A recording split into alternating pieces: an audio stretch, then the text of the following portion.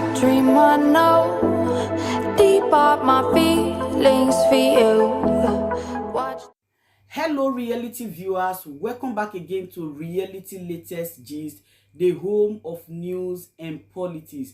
For this channel, we dey drop news every day and we dey react to every videos wey comes our way. And na reality news now we dey drop for this channel, and we dey also dey talk am as e be. If today na the first time we say you dey come across this channel, you are highly welcome. Thank you so much for stopping by. And if you are returning subscribers, I appreciate all of una for una massive support to this channel. I say may God bless all of una in Jesus name. Amen. I get video wey I want present to una this very moment, and I go dey follow una dey watch the video. After we don watch am together, make we drop our opinion constructively for the comment section. Like our videos and also share our videos if possible. Bye for now.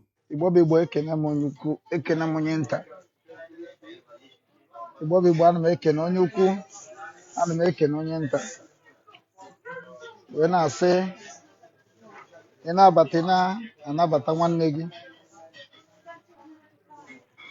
Ka I drop one single message. Ozi dị oke mkpa. Ị na-anabata nwanne gị. Ka I drop ozi a ga-enyere anyị aka. Ọ kacha anyị nwa nọ na social media. Ọ ga-enyere anyị ezigbo aka. Gbasa ozi a ụmụnne m, ka o jekwuru ụmụnne m ndị ọzọ, maka na oge akara aka erugo. Ajọsịsị ka ndị richarịgodo obele nri na ije m n'ụbọchị tata. O nwere isi si ka ndị soro unu wee na-ekene Chukwu na ọ dịrọkwa n'izi. Ọ dịrọ izi. Anyị na-ekene nwanne anyị, ọ dị ka ekene ka m na-ekene tata. Ọ dị ka ọsọ ekene. Ọ dị ka ọsọ ekene ka m ga-ekene unu taa. Unu afụgo topic m tinyere ebe ahụ. Unu mana oyi dị na Ukraine. Ezigbo oyi abịago obere. So I just stay outside sị ka bịa mbe one or two things. Ka na prepare kwa maka the freedom of our people. Anyị so ha agbawo na social media, but anyị ga na-agwa gị ife ikwesị na-eme. Onye ga-echetaziri m ihe tata bụ n'afịa ụbọchị be anyị. Ka anyị bido ebe ahụ. Anyị na-ekene ụmụnne anyị bụ ndị batara abata. Just gwa na ihe tata bụ na ebe m nọ, anọ m na restaurant, so ka unu hapụ ichekwa ya ma voice ma na-ada ma ọ da-ada. I just nche pass some message m nwetara right now. Anyị na-ekene nwanne anyị Francis, na-ekene Joy, Ekama Samuel Okorikpa nwa Chineke tụọna. Anyị na-ekenekwa Omorogbe. Anyị na-ekene gị, na-ekenekwa Okoye Chuks, na-ekenekwa Ajala Nsọ, na-ekenekwa Ike, na-ekenekwa Paul Smith, na-ekenekwa Kevin Ikechi, na-ekenekwa Udoka Nlekwa Chus Ọzọ, na-ekenekwa Ojukwu ka ewe gị wetakwara m ego Korea. Na na-apakọrọ ego Korea. Emeka Ojukwu, I dey see you now. I dey see you. Emeka Ojukwu ka ewe. Ojukwu na onwe ifuru anyị ka nọ na ya bụ struggle. Unu ka na-apara n'ego ndị Korea. Apara na ekele ọlụ eke. I don't fucking care about money. I care about the property. Ka ọ nabatara maka were ya gozie ụmụ Igbo. Until me finish my duty in the world. Anyị abịara n'ofu ụzọ. A na-ekenekwa nwanne anyị bụ anyị na-ekenekwa Samuel Ụzọchukwu. Anyị na-ekenekwa Clement, na-ekenekwa C Baba Eze, na-ekenekwa Destiny John Evangelist Emmanuel. Ana m ekene unu niile. Na-ekenekwa Prince Oke ama m na Okechukwu. Udo dịrị gị nwanne m, my namesake. Ama m na Okechukwu nke ga-abụrụkwa nke ndị na-agba wọl, na-agbasa ụmụnne ha wọl. Anyị na-ekenekwa Chinweze arụ. Anyị na-ekenekwa Okeke Michael. Anyị na-ekenekwa Harrison. Anyị na-ekenekwa unu niile. Onye ekene ya ekene nwanne ya. Emeka Ojukwu daalụ. Ka eke Korea dị. Ịkasa Korea dị. Eh, ọ bụrụ sọsọ unu na-eme na enjoyment ọ na-abụ onye je na saịdị nke obere ebe ọ nọchọtara n'ofu obodo ọ na-eyizi ụmụnna anyị nọ na vileji egwu jos ịnọ na kọmfọt zon nọ n'obodo oyibo ndị mmadụ rụchara ya ebe ọ ka esi wee rụọ nke obodo a everywhere onye ọbụla na-agala onwe onye ọbụla na-agala onwe ọ na ya dala ike igosi unu ihe na-emenụ bikos ọbaghị uru ọbaghị na ọka arụba arụba development we want ọ bụrụ ịbịa na soshal midia na-anakọrọsị ndị mmadụ ego so follow me abụ m jack abụ m this abụ m that na-emebisiri ụmụ igbo ọrụ ha rụrụ igbo bụ igbo original igbo bụ igbo bịa gba mbọ na struggle a with all their power with all their effort na ọzi igbo bụ igbo follow me abụ m jackie abụ m lion abụ m dragon abụ m this abụ m that oh shit. Nnamdi Kanu ya akwụchakwa ya ụgwọ ji anyị ọ ya apụtakwa na mkpọrọ ahụ anyị jụọ ya ezigbo ajụ don't text nonsense anymore. Ama ekene unu niile na-ekene onye ukwu na-ekene onye nta maka ndị na-amara onye mbụ asịrị m unu kedu afịa anyị na-azụ n'ụbọchị taa kedu afịa anyị na-azụ n'ụbọchị taa maka onye a bụ the main important thing m ji ekreti peji a kedu afịa anyị na-azụ n'ụbọchị taa ọ bụrụ mgbe ọbụla bịa na-echetara unu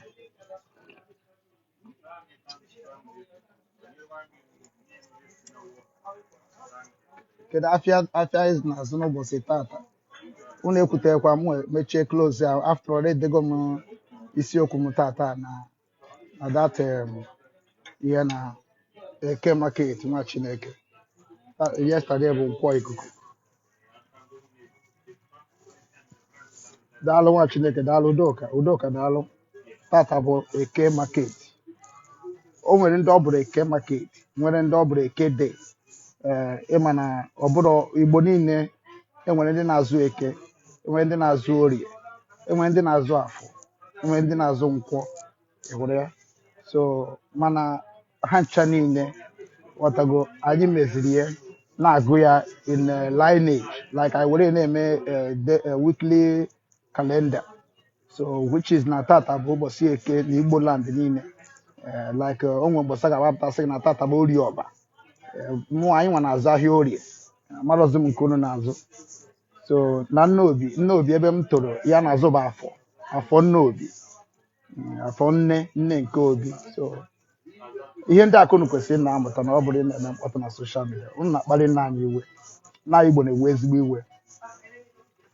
iwe mana ebe o nwere ndị dị ka anyị we will never disappoint him onye na-agbara mbọ bụ nna anyị Igbo adịm agba nwere m taịm mmadụ ezigbo iwe dị m n'obi nkwube ka ọha m ma papa agụ ma mama agụ ma onye isi ha ncha niile dara ji iwu ha ncha niile na-achọ power. I don't know why you people love power more than freedom.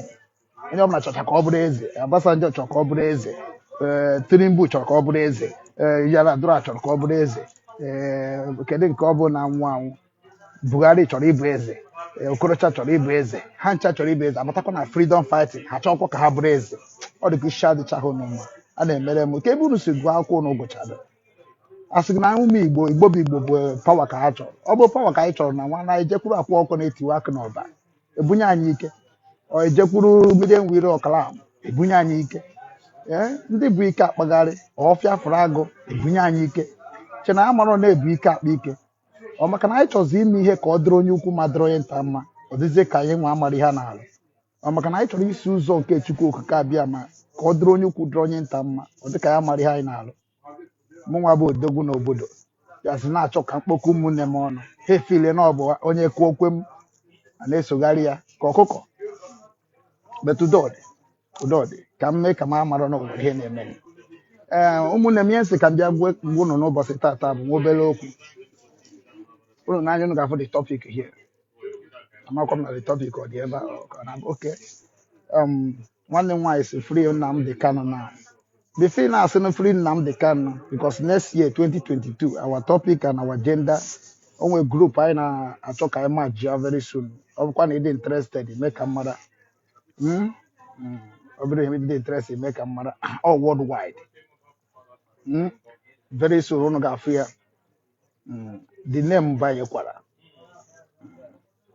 ndị ọ katara obi because ụwa niile ụmụ Igbo need ready strong back again ụmụ Igbo need ready strong again at least ụmụ Igbo nwere onye dịka Igbo warrior n'ala Igbo na ụwa niile kwesị inwe Igbo warrior ọ bụrụ every time a na-akọrọ anyị afọ na-adịghị existed in the world enidiri inwe Igbo warriors.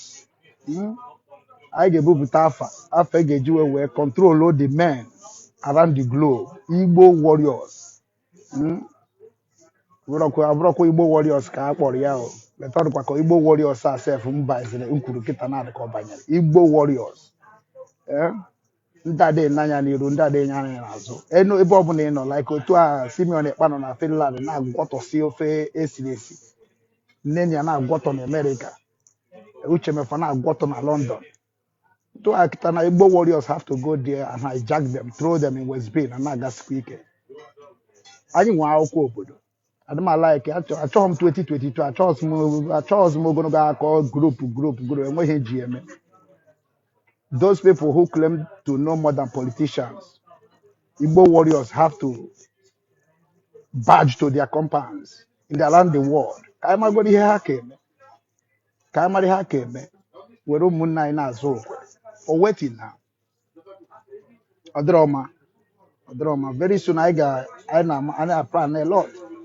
Ịma na ịbụ ndị nke the whiter than snow join that warriors a na-abata afa ha ka dị there afa ha dị secret mana ọ warriors ka ọ bụ ana ọsọ ndị Igbo bụ Igbo bụrụkwa Igbo ndị Igbo bụ Igbo blood ọ bụrụ ndị Ọnịcha ọsịgụ Ọnịcha dị na Ọnịcha naanị Ọnịcha nwoke Ọnịcha nwaanyị otu a sị bụrụ onye amaji nwoke amaji nwaanyị blood to blood face to face high to high ha ma onye mbụ n'ụwa niile enedoro m ọ bụrụ m ka na-agụrụ akwụkwọ ọ bụrụ ndị otu anyị ka na-agụrụ akwụkwọ asụ kpọkpọ Igbo mba if the demon or inwe ego doesn't matter anywhere you are in all over it doesn't matter but ị ga-adị blood to blood. Ndị anyị chọrọ fashion bụ the whole people who claim to be power in a freedom, power in a government. We don't need to hear this nonsense. Home and abroad, worldwide. We don't believe in anything. Okwefuru ndị anyị na-create groups ya niile agwa m na ihe ha agwa. Can learn that to what I'm saying today. Be careful. Anyway, ka anyị gogodo ọfọ. Chukwu okike abịa ma nke kere eluigwe na nke na-afụ na ihe na-afụ na nzuzo nke mazụ mkpa anyị niile ji wee dị ndụ n'ụwa mara mkpa ụmụ Igbo n'ụwa niile mara ihe ụmụ Igbo ji ata afọ dịka nsi nọ na Ukraine na-atakwa afọ na-achọkwa afọ ga-eri ya ga-eji dozie obodo mana amara m na ihe niile nwere n'obodo m ga-edozi nwere m obodo m nọ na ndị politishan ekwere m ndị ụka ekwere anyị nkịta ndị freedom fighter agụ na agụ ndị ekpere ma abatago hijack bụ everything so but anyị ma kwere maka ihere wee na-asọ we must continue a na-eje n'ubi ka ji na-eto ketara anyị ihe ọma ketara anyị ọganihu ketara anyị ịdị n'otu ketara anyị obi nwanne anyị ga-eji na-anọkọ n'otu ọbụla nke anyị kreetiri iji wee gbaa mbọ ka eme ihe a ga-eme ngwa ngwa dozie ebe anyị na ndị na-anwụ n'ahịa anyị otu onye nwụrụ n'ala Igbo metụtara onye ọbụla bụ ezigbo Igbo bụ Igbo eke mmiri ọngụwa bụ nne Igbo bụrụ nna Igbo anyị na-ekene eke nwoke eke nwaanyị ụbọchị taa bụ ụbọchị gị na-ekenekwa eke Ukraine ebe m nọ kịta bụ Odessa mama ọ nne nwe bisiti m nọ n'ime ya so anyị na-ekenekwa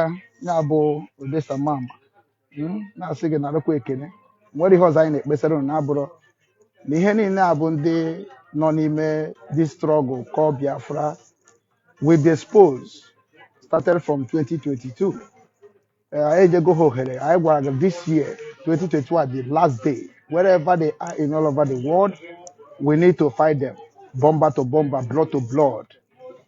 We don't need to mercy to anybody. We don't care for any leader, any secretary, anybody. We don't care. As far as you are Igbo man or Igbo woman, we must track you and we must deal with you without mercy.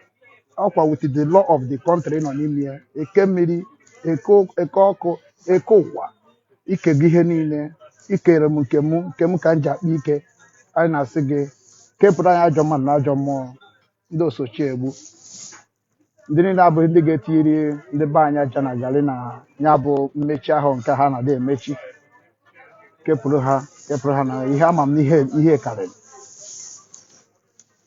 Ana m ayọkwa gị mmekwa ka ya bụ Nnamdi Kanu ka ọ pụta kepụta ya na ya bụ mkpọrọ ekwekwana maka ha plan go dị evu A lot of people plan to kill Nnamdi Kanu, to demolish Nnamdi Kanu, to use Nnamdi Kanu as a 23 election. But na Ogumabo okay more. I am my fin I am if were a key man. Come on, Nnamdi Kanu gun on that place. Where 2023. Come if any Ahuzorezo up thief. Onye ọbụla mara ụdị ya very important. Anyị achọrọ ya say uses na brain ụmụ Igbo again. Anyị dị too smart. Anyị esoghị na ndị na-asị na Igbo amara ihe Igbo ahụrụ nwa ha n'anya anyị soro na ya. Anyị esokwa na ndị na-akọtọ black monkey I regret to come to black no eke anyị esoghị ya. Onye ọbụla kọrọ onye ọbụla kwuru ya na chi ya ya na ụzọ ya we will never support. The one you did to us is one we used to show the whole world how merciful you are. I am proud of who we are. Anyị bụ nwa Igbo. Igbo bụ Igbo ndị ojii ndị na-eje mba a na-azọ ha azọ dịka ndị ọcha si azọ ịbata Ukraine gafe na-eto m na-achọ ka ekene m. Ọ bụrụ na ike aka m ọ maka ihe iti m n'ime ndị nke ọzọ alaikọrọ ha ha gara let them go. Peta anyị ga-eru ebe anyị na-eje na-enweghị nsogbu ọbụla n'aha mmụọ eke ka m ji wee gụọ ọfọ a maka na ọfọ ka anyị na-agụ ya dị ekpe ekpere onye mejọrọ nna ya ma ọ mejọ nne ya ga na-ayọ Chukwu ayịyọ ee mana ọfọ ka anyị na-agụ nkasa ka anyị na-akọsa nkọsa ka nkọsa n'aha Chukwu oke abịa ma nke kere eluigwe na ka m gọrọ ọfọ a wee kwuo sị na ihe niile na-eme n'ụbọchị tata bụ ezigbo ihe ọ ga-agara gị siriri werere n'ahịa mmụọ eke ee ị ga-eje eje ị ga-abatakwa dịka m nọ n'ala Ukraine abịara m na siti m ga-anachi akwa n'udo ana m asị na okwu niile m ga-ekwu n'ụbọchị taa anyị na-ahụ n'aha Chukwu okike abịama Chukwu okike abịama ka anyị ji eje onweghị onye ọzọ Chukwu okike abịama ekekere ụwa ya ka anyị ga-eje ya ka anyị ji aga n'iru ya ka anyị ga-ekwu okwu ekwuru m na ihe niile nke anyị kwuru ma nke i chere n'obi gị ma nke i kwuru n'ọnụ ma nke ike ya eche eche ana m asị ka ọ bịa n'aha Chukwu okike abịama ise ise ise ụmụ Igbo ekene m ụnụ na ndebezi ihe otu a wee ndobe otu a wee drop my message.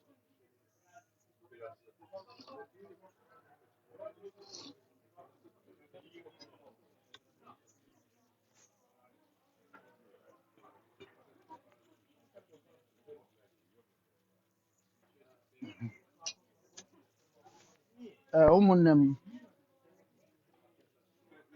this message m chọrọ drop now ọ gbasara onye ọbụla si na ya bụ freedom fighter. All those people ji afa Biafra wee na-destroy Igbo land na-ebute ụmụ Igbo confusion. Ana m asụ unu sepụ aka enwe n'ofe tupu ọwa aka mmadụ. Na mgbede mmemme program mmesendịrị Simeon Ekpa message. Aga m esendịrị Simeon Ekpa message private message otu m si sendịrị okpukpuru ọla ka m na dọkụmentị ya. Nke Simeon Ekpa n'abalị ka m ga-enye ya meseji nwere ihe m ga-agwa ya but afụgono m ekwugono na enwugo iyi with a dragon so that means na ekwuchagono ịkọgono anyị ka gana na ndị Kanu si mitie ka anyị si madobe ya ka ebe si bido ka ebe si kwụsị. Na mgbede tata m pasara gị meseji anyị cha na abroad Europe anọ Europe ka ị nọ mụ anọkwa Europe. Ukraine bụ map of Europe ka ọ bụ now due to tribalism and the politics since Asero mere o ji wee dị ka ha nọ na union. So mana nke m bịara ikwugoro kịta na ka m pass a message to all the ụmụ Igbo maka ịkpọ Biafrans that name ada akpụ ya anyhow mgbe eji akpụ ya bụ mgbe ọgụ ji ada.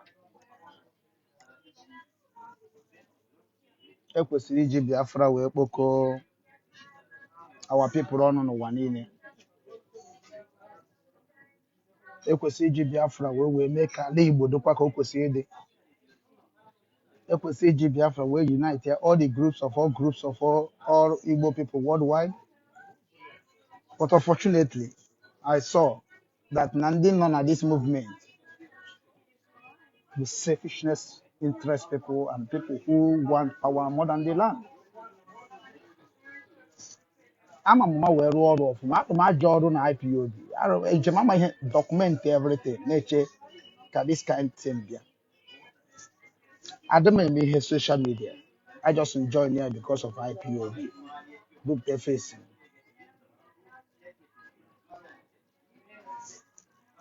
but the face ma ka m ga-ejikwa wee close my face ọ bụrụ m ka na-akpọrọ mmadụ ịbụ onye isi nwere onye ka mma ihe n'ụwa esi na ka mma ihe let us talk na be gị ka ịma ihe na ọ bụrụ na bụ onye ọzọ ebe ịmadobe ka onye ọzọ bido so na advice m ga-enye ndị be anyị ụmụnne m hụrụ m n'anya igbo bụ igbo ịwọcha ma ebido m na-edezi igbo bụ igbo maka enwere ndị igbo ndị igbo na-adestroy igbo bụ igbo and we cannot take it again ọ bụrụ na igbo ezigbote nwa igbo igbo bụ igbo ihe anyị kwetere na ya bụ ihe nna anyị dere tupu ọ naba ebe ọ naba egbe bere ugo bere nke si ibe ebe na nku ga-akwa ya kwarikọsịa anaghị agụ esi ebe onye ebe all the people a na-agwa gị warriors worldwide we are planning we are gathering a na-ere nji adekpukwa max n'ihu ọ ya anyị chụkwọrọ gị aka emepela anyị ụzọ ya jụọ ọnụ gị hije destroy our lineage onye bụ number one power ị gaghị abụ onye igbo claim na ịbụ onye igbo jee America na destroy the land na-erizi enjoyment in America bụ onye ala kishi adịọgụ m ebe ahụ ị nọ ihu not American ebe ahụ ị nọ na Germany bụrụ Germanian ebe ahụ ị nọ na Finland bụrụ Finnish okay abara m IPOB because I believe that they have a sense and they have a good reason and they have a determination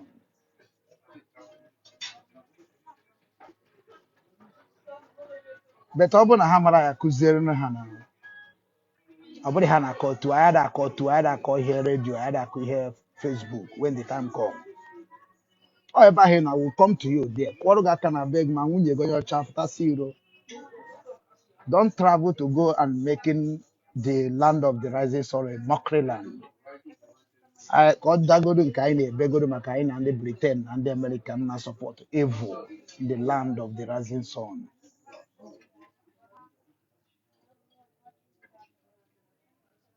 ụmụnne m bụ ndị na-eso m kemgbe na peji a jisi ike na Facebook mụ na Facebook ihe na-aga ọfụma now Facebook aghọtago na m abụrọ m onye mkpọtụ na social media at least obi nwa na-ejubeghị ebe niile eyigo m Facebook ụjọ kwetakwanụ na-eme sign agreement ọ fọrọ nke anyị ga-asign ikpeazụ a na-anwụ bụ Play Store I sign na nke Play Store ahụ then ama na mmadụ go complete to make a move anyị china migrate izie na obinwanne.com anyị ga-anọkwa na Facebook na-apasị ha message onye na-akpọkwa m somebody na-akpọ m achọrọ m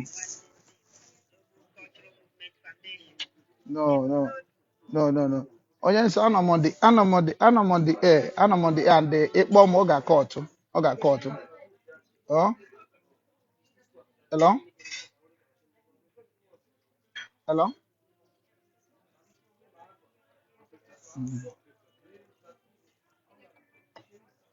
so ama m na enwere ike ọ bụ na ihe akọtụrụ I don't know o nwere ike ọ bụ na ọkọtụrụ ọ bụ na ọkọtụrụ biko nagide m maka ọma onye be anyị kpọrọ m Udogwa na-ekwu nwere ihe ọ na-eme na Germany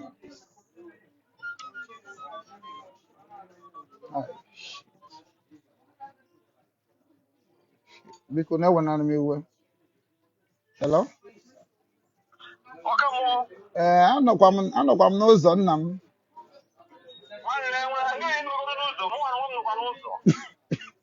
ịma anọ m na ihe mmiri na nọ n'ụzọ ọbụla ihe mmiri na nọ n'ụzọ anọ m na restaurant and ịma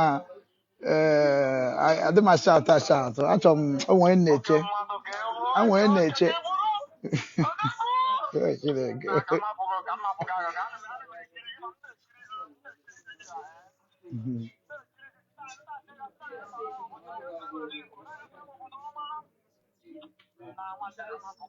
Dalo later, dalo later, dalo later, later. We go reason. We go reason.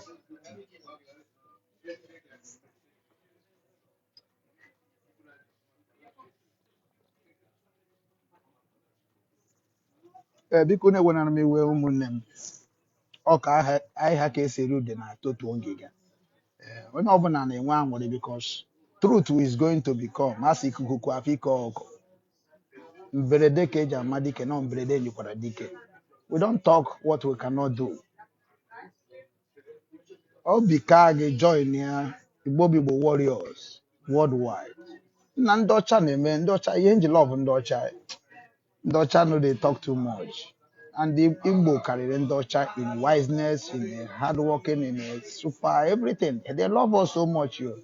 They love us. And we think that now so many people inside IPOB will reason like a human being. Because only IPOB I love so much. But many of them love money more than this land.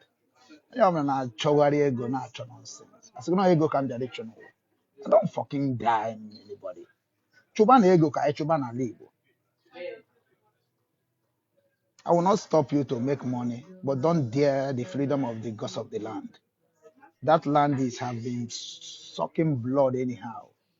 It is not by wish of our father, or it's the wish of the ignorant and the hopeless, selfishness, interest human being around the world, especially those in abroad who claim to have a power, to have a knowledge, to educate, and you are causing a very havoc in Igbo land.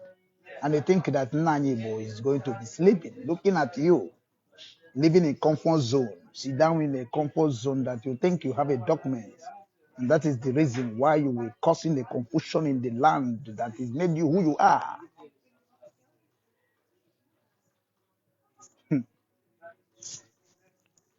Our support is Nana. Ebe ọ bụ na Simeon Ekpa ana m agwa gị na mgbede ka m ga-enye gị meseji gị na nne na ofu egwu ka o bekwagodo nke m na POB uche mefọsị uche mefasịrọ nne ya anyasị nne ya anyasịrọ Chike dozie m sị ha sịrọ Chinasa Nworo sị ọ sịrọ obegodo nke ndị ahụ na anyị achọrọ two head one head ka anyị chọrọ ya ka all hands must be on deck to release Nnamdi Kanu. Only reason Nnamdi Kanu must be released very fast. Anything happen to Nnamdi Kanu, all the politicians in Igbo land will not go free. All the leaders of the pastor in Igbo land, we shall never make them go free. Imagine him waking in n'ụwa maybe Donna how and one happen I get released Nnamdi Kanu. I understand. But now okay, we made 2023 election, which is we are not interested. But what we are interested is those that killing our people, slaughtering our people, because we just say that is poverty is too much, hungry is too much, intimidation is too much, genocide is too much. Those that killing us also will also be killed. I don't believe in dialogue with evil. We are all Nigerians. Yes, we are all Nigerians. I agree. It may use the passport of Nigeria, of course. So any calamity, anything against even the Nigerian law must be executed. What we are acting is a referendum so that Duduwa, we will not be clashed with Duduwa, with Ariwa. It's very simple to the whole world. About just every time I've been on social media, we don't want to a situation, how man put on anyway, I don't mean a broadcast. Ọ bụrụ na gị nwa na nwoke na-eso Simeon Ekpa ọ bụ na love Simeon Ekpa gwa ya nya wepụ aka enwe n'ofe tupu ọwa aka mmadụ ka m nke mbụ mana m menye ya meseji na mgbede nyanwa special nke abụọ ọ bụrụ ị nọ n'ime IPOB wee na-eme Simeon Ekpa attack deceased or deceased amara m ime unu na-asụ oyibo ama amasị but wepụ na aka enwe n'ofe tupu ọwa aka mmadụ Obuni bụ indigenous people of Biafra registered and the oath token happened Simeon Ekpa. Ya na agwụnụ bụ okwu adịm ekwu okwu gburu na abụ maka unu kwuo unu asị na ọda si ebe a na ọda ga-esi ebe a ga-amabe ọda si abịazi na Nnamdi Kanu nọ na court, Nnamdi Kanu nọ na jail. Sometimes o wepụta ozi nkunu like na eweta nkunu like na akpachie. I don't serve a human being. I don't serve a human being. I don't believe in a human being. Ọmụ onye ha na-ekwu okwu ya. When you will know, you will know. When you will hear, you will hear. I don't love money. I don't believe in money. My record is very straight. Very straight. Ọ bụrụ na ị na-attack Simeon Ekpa, na-attack Uche Mefo, na-attack Neni Ofegbu, na-attack Chukwuma Ofegbu, stop it. Very important and focus for your problem. Ị na-attack Simeon Ekpa, na-attack Neni Ofegbu, na-attack Chukwuma Ofegbu, na-attack George Onyibe, na-attack kedu onye ọzọ na-attack and bụ IPOB oath taking. Stop it now. Send this message to them. Very important.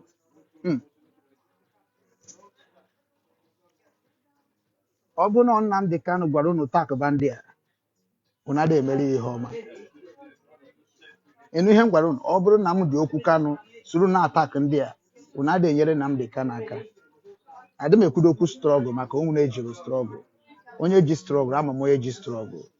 Onye ji struggle anyị bụ Chukwu Okike Abịama. Even the leader of indigenous people of Biafra said it. So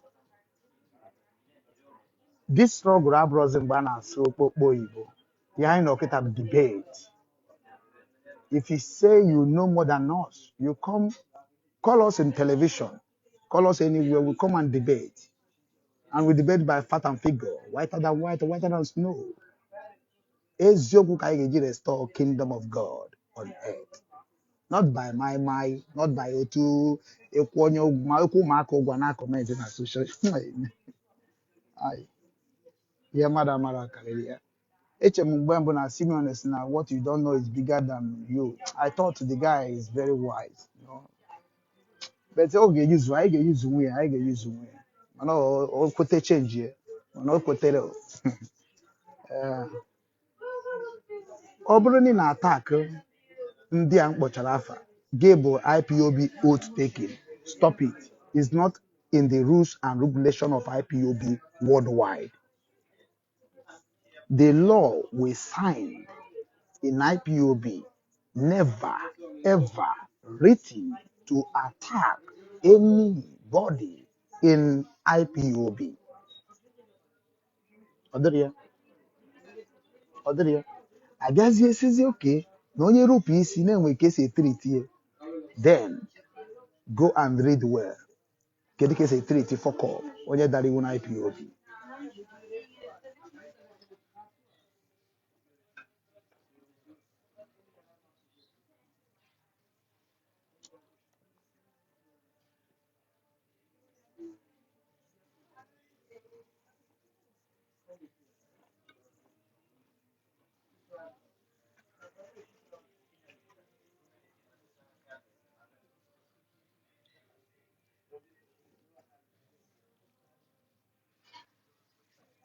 Ọ ka ọ dịkwa ka na-eme maka na ịma mbịa na shọpụ mmadụ ndị adọrọ ara eri eri maka ọ bụrụ nri ka m bịara eri. Ọ na ebe m nọ na after ka m jecha meeting jere here. I fit to pass this message before ngwaba awaba. Ọ bụrụ na ị nọ na IPOB, ihe na-agwa gị naanị ihe m na-ekwu ọfụma. Ọ bụrụ na ị nọ na IPOB, claim to be IPOB member. Stop attacking Simeon Ekpa. Stop attacking Neni Ofegbu. Stop attacking Uche Mefo. Stop attacking George Onyibe. From today, Aga m emekwu ya very special before anyị na-close kwa ahụ ọhụrụ. Achọrọ m ịma ndị bụ ndị. Nnamdi Kanu started by brokers. And at least mgbe ọ startịrị ọ bụ ụzọ gwagodo anyị n'ụwa ziri ike adịghị emeti ọfụma. Ọkwa ya? So and why we trust him and love him so much is because he said that we will restore Biafra in truth and holiness. Ọkwa ya? And we are whiter than white and whiter than snow. Ọkwa ya? So okay. It is now time to know who is whiter than white and whiter than snow. Everybody know by now. And I remember the oath, the slogan. Everybody always say them. Even if it is my mother, even if it's my father, block this way, I will crush them. They don't forget them now. Mere n'ihu kwe mpata n'azụ naanị nagharị anyị. Ihe nji wee gwa ndị anyị na-ebu ndị IPOB member na-agwa gị na m agwa gị direct. Ọmụ a bụ nwanne gị nwoke Ugwu Okechukwu obi nwanne nke ndị Igbo. Obi nwanne nke ndị Igbo. Mana ndị Igbo si na ha ma nụ ihe anyị agwa na ha ga-anụ ya by fire by force. Maka ọnụ ka m chọrọ ka m meele ebere mara na nweke esi gwọtụ na ọya. Ọ baghị uru n'ụlọ na-agba onwe unu mgba. Ala Igbo, structure Igbo, omenala Igbo, ihe unu na-eme adịrọ na ya. A na-atrak gomi echeke na IPOB law, ọ dịrọ na ya. A na-ejekwa m international law, ọ dịghọ na ya. A na-ejekwa m even war, rules of the war, any country fighting each other, ejekwa m ọ dịrọ na ya. So amaghị m ebe unu si enweta fọmatị unu ji eme mkpọtụ na social media, amaghị m ebe unu si enweta ya. And the afa mgbara n'isi unu niile, itunu kwuru ọkụ that na almost all of us have failed. Almost. So those that not failed is going to be the judge. I believe na ime mkpọtụ ka a ga-eji nweta Biafra. Anyị emego mkpọtụ in 2014, 2015, 2016. And anyị anwụgokwana na 2014, 2015, 2016, 2017, 2018, 2019, 2020, even 2021, we're still dying helplessly. And some people will be in a comfort country, they have a documents, and what they will be doing to be fighting each other, and the people are still dying secretly without a backup. Somebody will say that I am with the ESN. Then I'm going to pass one message. I'm going to pass every important personnel message to Puma about 2022. Adakwa bribe mo. So adakwa na call. Ono ga repro ga repro. I tried all of you. On Nnamdi Kanu bidoro. Ono trust. You can love Nnamdi Kanu. I ga man the love Nnamdi Kanu. And Nnamdi Kanu ekuzo love for ya. Choba na ego no na acho. Onya si ya bia defend the ihe na-eme or draw. Onya si ya bia condemn or withdraw. Some cabals na defend the nka, some cabals na defend the nka. Obi nwanne nwere ọba ọkụ. Ebe nkwu na defending of Igbo land. Ebe aka nkwu. Ihe individual take them to your property family, not in the struggle. Onye rụọ ọrụ isi na ọrụ, onye arụghị ọrụ isi na ọrụ ọrụ. Onweghị onye credit na-anara iche. Ọ bụrụ ọrụ chi bụrụ nke mbunye onye ọzọ. Amụbeghị amụ. So ụmụnne m bụ ndị nọ na social media. Ọ mụ ka na-akpọ nwanne m nwoke Ugwu Okechukwu obi nwanne nke ndị Igbo. Arụsị na-egbu onye na-enye nri ma o mejọọ. Arụsị na-egbu onye na-enye nri ma o mejọọ. Ọ mmadụ nyere m afọ ahụ bụrụkwa m nwa ji aka m wee nye m afọ enyegoro m n'ụwa karịa na ngọbụ ya orugokwa tel. Obodo ọbụla nyere a na-enye m afọ nke a bụ nke ndị obi nwanne nyere m. Obi nwanne foundation. Ala onye nyere m afọ ahụ bụ oke mmụọ Imo steeti. Nostra. Ụmụ Igbo. nna anyị Igbo love kwarịrị unu well. Original nna anyị Igbo nji akpa ike na mmụọ. All of ka ụmụ Igbo so much. Ndị Igbo, sorry. All of ndị Igbo more than even how we love his people. Now the Igbo bụ Igbo. Onye ama eji afọ na-egbu ha anụ nwere na-atụpụrụ onye ọbụla ọnụ. Also that if you know the right thing, do it at the right time. Nka na agbaka m isi. Aka this 2022 is unmerciful. Ọ bụrụ onye isi anyị dara iwu, ị ga-amị ya. Ọ bụrụ onye ọdụdụ dara iwu, ị ga-amị ya. Kịta. Ya ka m ji agwa ndị a na-eme mkpọtụ na social media chọrọ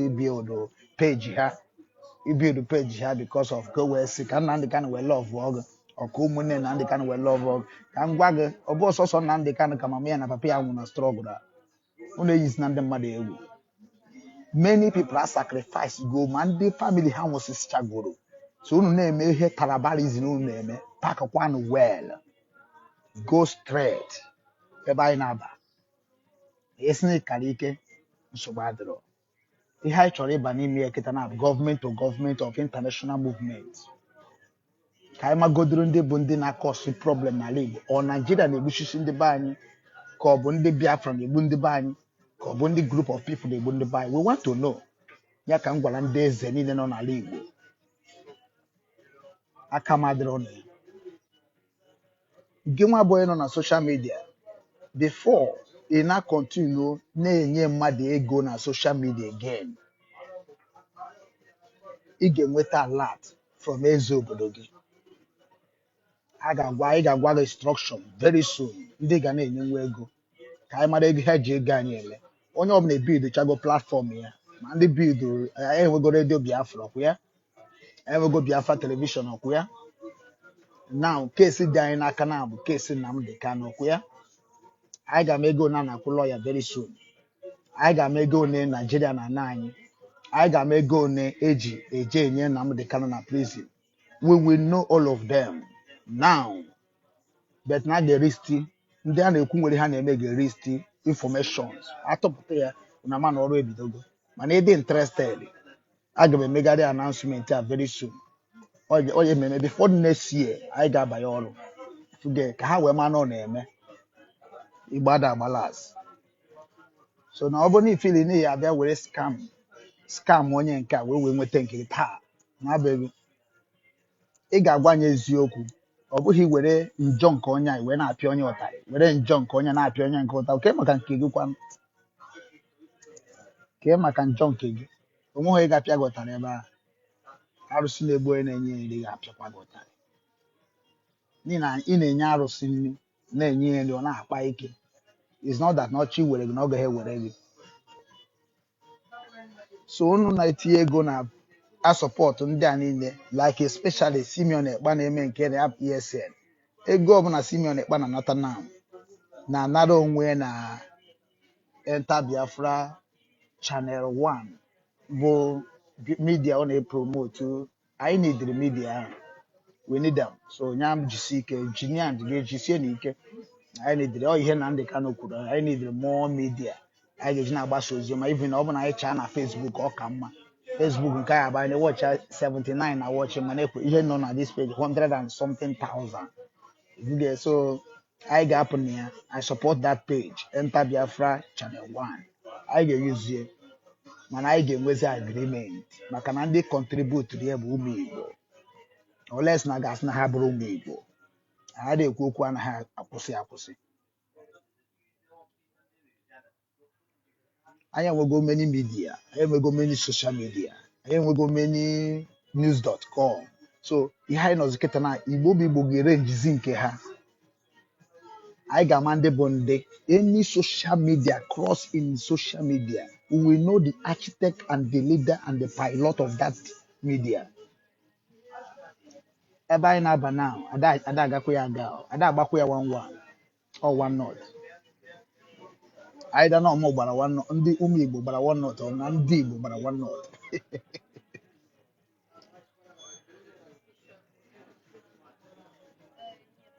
Ọ Igbo nation ka m nwere iyi wee tie Igbo nation must stand. Mana ya agaghị eme tribalism. Ịchọ na ọ bụ ịchọ Biafra anyị nọ na ya. but na na-ebu ụzọ go one go back to anyị nọgoro n'Igbo nation anyị gbagoro agba n'Igbo nation anyị nwa obodo isoro nwere obodo ịma na ịma ntị ikwe aka ndị na-atak Nnamdi Kanu ndị na-atak Uche Mefọ ndị na-atak Simeon Ekpa ndị na-atak nke enough is enough agwago mụ na ya butuonu ayọ mụ na mbọsị a butuonu wee sị unu jee gwa na Uche Mefọ ka o jee nye onye unu meseji jee gwara Uche Mefọ ka ọ maka esi wee jee rekọd na na-emecha ka unu ada anụ ihe udo dị unu ga-anụ ya by fire by force ịma na ihe na-aja anwụkarị iyi na-abịa na program everyday na-anwụ iyi mgbe unu ga-eji mata ihe onye ha ji anwụrụ iyi na-abịa ọ bụrụ ị nọ na soshal midia a sọpọtụ na ị na-enye Simeon Ekpa ego enyekwara Simeon Ekpa ego na ị na-asọpọtụ ESN ya bụ Eastern Security Network of Eastern Security Network okwe Eastern Security Network okwe ya enyekwana Simeon Ekpa na ị na-enye ego na ị na-asọpọtụ Eastern Security Network or ị na-asọpọtụ Biafran maybe IPOB or maybe Nnamdi Kanu no ihe na-enyere Simeon Ekpa ego ị na-enyere ego ị na-contribute Simeon Ekpa na unu na-egro the new company coming from Simeon Ekpa brain now knowledge which is very very welcome. Onye ọbụla nọ na enter Biafra you are not a supporter of Nnamdi Kanu, you are not a supporter of IPOB, you are a supporter of Simeon Ekpa. All the clear ada ejeri ada agbara ya 1-1 or 1-0 ma ka ọkwara onye na mgbede atiki mgbede taa na ọ bụ na ebe m na-eje na ọ bụ na mme nwa ọsịsọ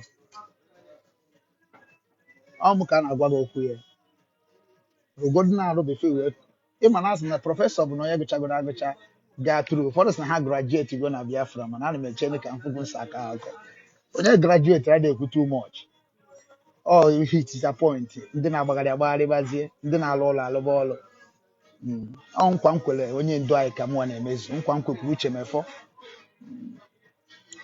ekwere m ha nkwa tupu m ebido ọlụ anyị ada agbụpụ asọ lacha mana unu ọtụtụ n'ime unu gbopụchara lacha nwa eso n'unu ọ bụghị na nwanne m nwoke zuru oshi bụ na mma edi n'anyị ya ọkwa na nwanne m nwoke gburu mmadụ bụ na mma edi n'anyị ya nwanne m nwoke bụ nwanne m nwoke ọ Igbo ka ọ bụ so omenala ka m na-eme so na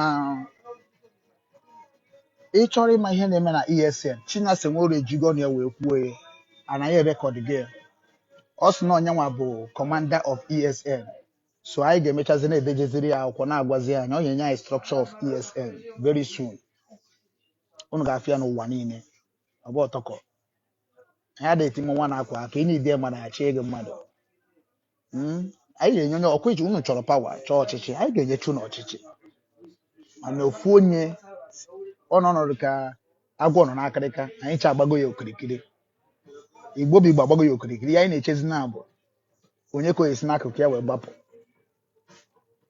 ịma ha che na-aghasa na Biafra ụfọdụ che na-aghasago Biafra na-ama na ọgba ahụ na-agbajidọrọ ka ọ na-abịa na mmezu na obi amapụzi n'ụlọ onye okwukwe ya siri ike Chukwu ejirokwa onye ahụ egwu ama m na ọ ga-eme ụfọdụ ifeyi na mma ada ụfọdụ ifeyi na mma na nwere ike agụụ m wa sọpres ya m without sọpọtụ m mebi ụdamada nwere m nna na Abraham eyeyeye Chima obi ugwu afọ nwa m nwoke ọsọ Chukwu ma obi ihe njibata n'ihe a na-eme na IPOB abaghị m ya bikos na abụ m onye agụụ aba m ya ka odogwu kpaa ike ka odogwu mana any recommendation from the people who I know that they don't even understand what is freedom, what is Igbo nation, what is Biafra nation, what is Idu. Nwe onye ghọtara ya na ya ọbụla na-achọ ego nke power.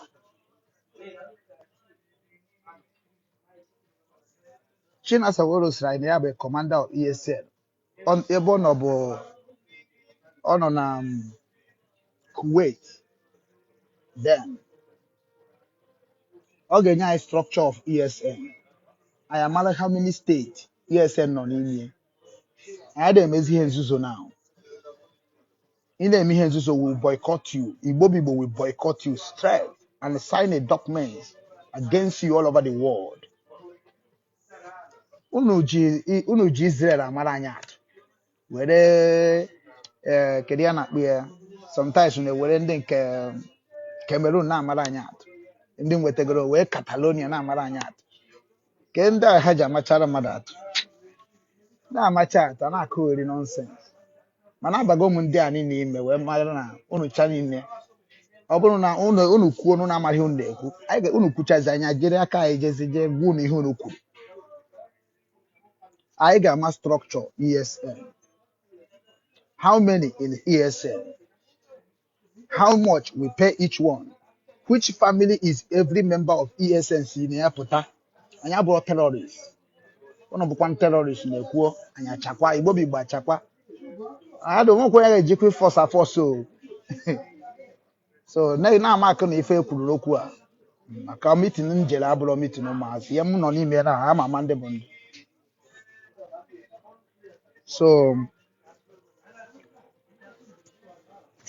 so ka alapụgodi ya nne na ya anya ka anyị ma bụ onye na-ejidere anyị ego nne na ya anya Ngozi Okonjo-Iweala onye bụ onye na-ejidere indigenous people of Biafra ego worldwide ana ịbịa n'ala Igbo o wee na-akpọ Amarachi Ibe onye na-ejidere anyị ego nke ha na saịdị onye a na-enekọtakwa nke ha ọ na-agbakwa n'ọsọ akwụkwọ nyocha pak na pak na-agba n'ọsọ ọkwa bụ proud IPOB proud Biafrans udo calm down don't rush a package dị ọfụma one person will never run away unless onye nwụrụ anwụ ọ bụrụ m ka na-asa I'm not a member of IPOB from today or I sack you and ban you ihe a bụ akụkọ akọrọ mgbe ụmụaka mara ihe asakịcha o wetakwagodo nke ọ rụrụ anyị arụ wetego ọkwa ya sọmiti na anyị nke o nwere enwe na nke o ji wee na-awa ọ bụrụ ị gaghị ebukwa prọpati anyị na-awa mba ama m ihe nside onye ukwu ama megide onye nta ama megide onye ukwu onye a bụ egbe gbere ugobere nke si ibe ebe na nkukwa ya ọ bụrụ m ka a na-akọrọ akụkọ hypocrisy everywhere na-enweta meseji ana m enene isi na m adọrọ mara gị dị mma gịnị mere gị jide m onye m onye gị unu oyi ịmara Nnamdi Kanu ma ha nụrụ na-amanye elu nna gị sef si na ọmụ onye bụ mmadụ igodo elu Nnamdi Kanu si na ọmụ onye bụ na gịnị ya na-arụkọ ụnọ na-amalisi elu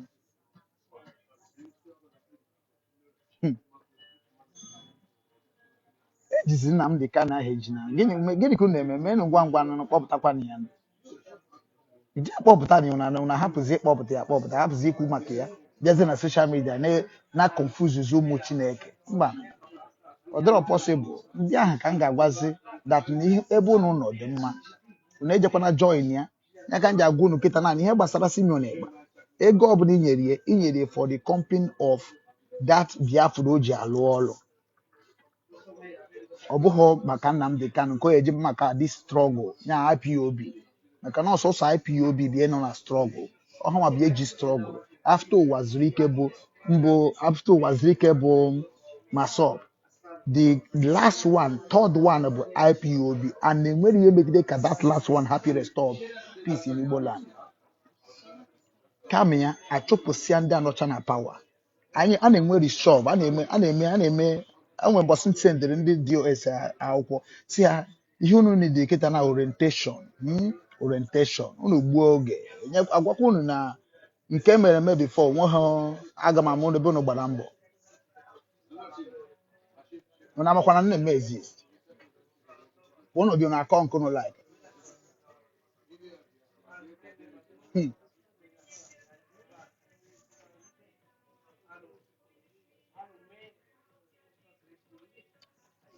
nne na ya anya bụ onye na-ejide ego anyị so onye ọbụla bụ IPOB anyway ị chọrọ ịkwado ha na-eme ma Nnamdi Kanu ihe niile gbaa mbọ free na-efolo Chike Dozie m from Chike Dozie m ego ga na-aba na nke nne na ya anya then on Chike Dozie m ka anyị ga-ejide anything wey happen to Nnamdi Kanu we go hold Chike Dozie m responsible now anything wey happen to ego anyị ego IPOB worldwide we go hold nne na ya anya responsible ndị ọzọ niile bụzi ndị nke ha jizi gbuo anyị wego then ka bụ medicine after death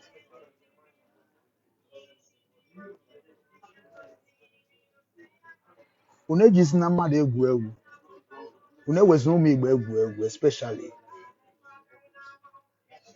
osisi a na-anọkọtakwa mkpụrụ onwe ọ mmadụ na-akụ osisi.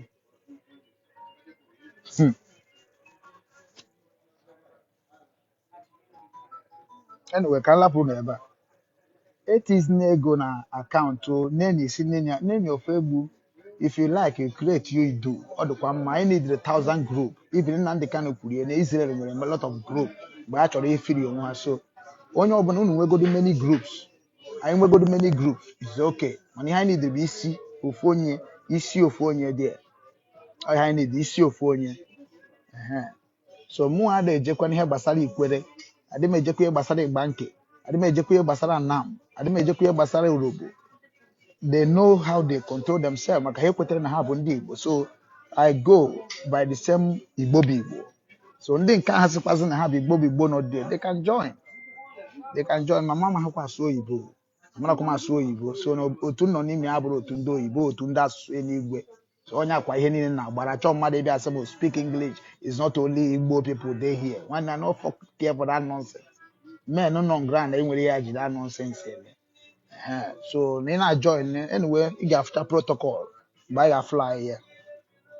Anọ m na nne ya anya bụ recovering officers. Gịnị ka na recover? Unu nwa bụ ndị na-atụ ego jirinụ nwayọọ na-atụnye ego karịkwa ha na-akpa nke na-aba na-akpa nne ya anya. Aka obi nwanne global adịrọ n'ime ya. Power si n'aka indigenous people niile, indigenous people of Biafra apụta. Ọ bụ na o si n'aka Chike Dozie m, aka m adịrị ya.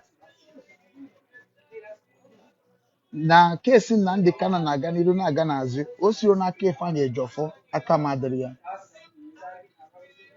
Then ihe anyị nidizi na anyị ime na abịa na ezinụlọ ebe a na-anụ ọgụ, nwanne na nwanne na-anụ ọgụ, ma diọkpara na osote diọkpara, ma diọkpara na ada na-apịa ọkpọ. Ịma na ọ na-abụ ka diọkpara na ada ya dago osote onye na onye ya dago, a na-apịa ka ọkpọ ya dago.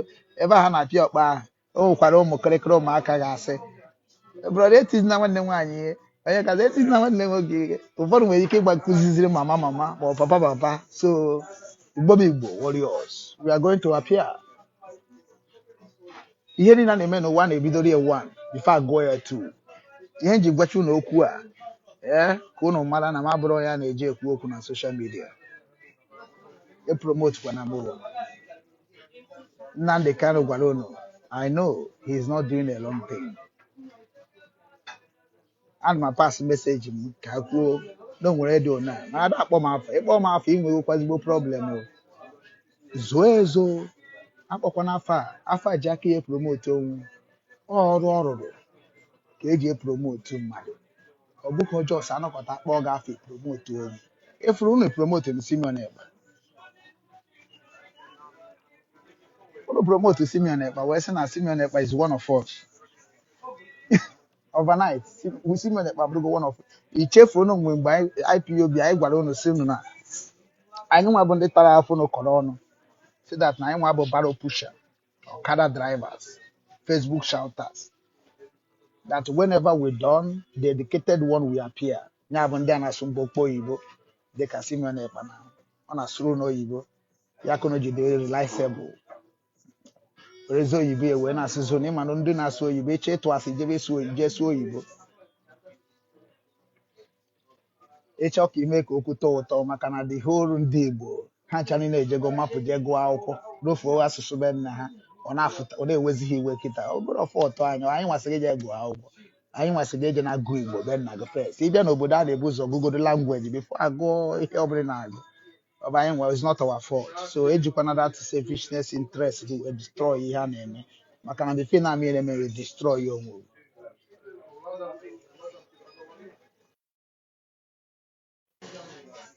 So ụmụ Igbo ebe a ka m ga-akwụsị ya n'ụbọchị taa. Ọ bụrụ na ị na-etinye ego ịchọrọ ịkwado ihe a na-eme Biafra to come today tomorrow, support that structure of IPOB all the day.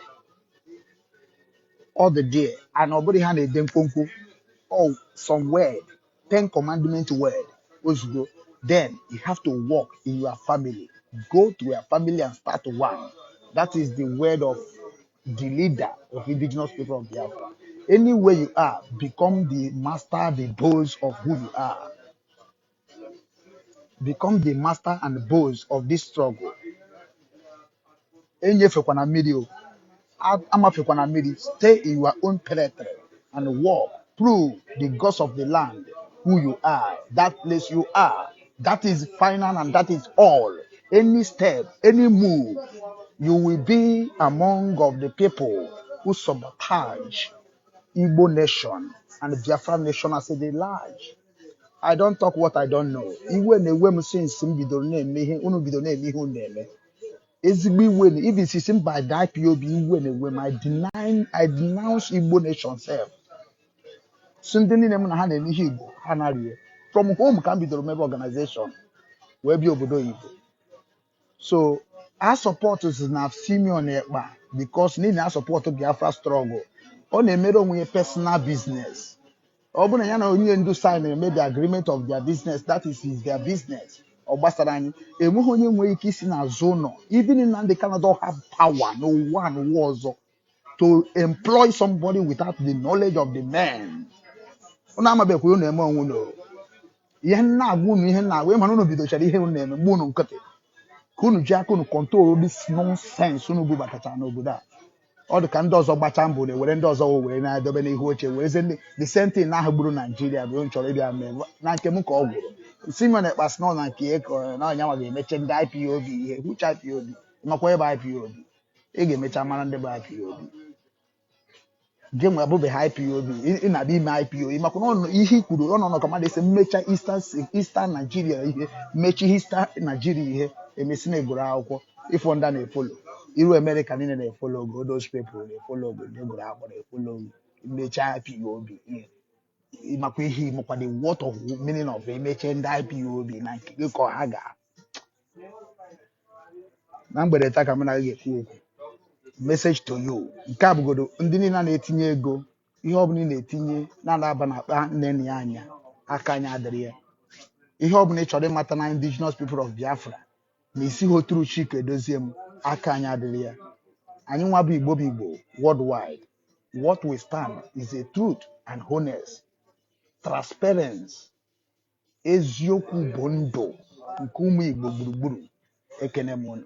Onye gwara unu obere okwu ahụ gwara unu kịta okwu nwanne na nwanne bụ nwanne unu nwoke Ugwu Okechukwu obi nwanne nke ndị Igbo. Abụ m onye amaji ụmụkashi nke dị na Nsụka n'ime Enugu Biafra land. Adị m eme ihe Facebook nke m mebere emebe by force to hell to educate those